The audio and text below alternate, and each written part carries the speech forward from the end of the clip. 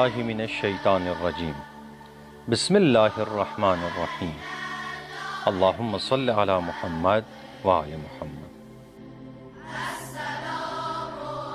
दुनिया के नज़्म व ज़ब्त नेमतों के तसलसल, इंसान की खलकत और साख और तारीख़ के अदवार के मुताले से बखूबी अंदाज़ा हो जाता है कि ये दुनिया बेकार और अबस खल्क नहीं हुई, बल्कि दुनिया एक ऐसे कमाल की तलाश में है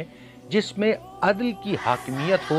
और जुल्म का खात्मा हो जाए। यही दुनिया की खिलकत का मकसद है जो इमाम की रहबरी में हासिल होकर रहेगा। इसी तनाजुर में हज़रत इमाम महदी अज्जलल्लाहु तआला फ़रजहु शरीफ फरमाते हैं, बेशक अल्लाह ताला ने मखलूक़ात को बेकार नहीं पैदा किया और ना उनको बेमकसद छोड़ रखा है, बल्कि अपनी कुदरत से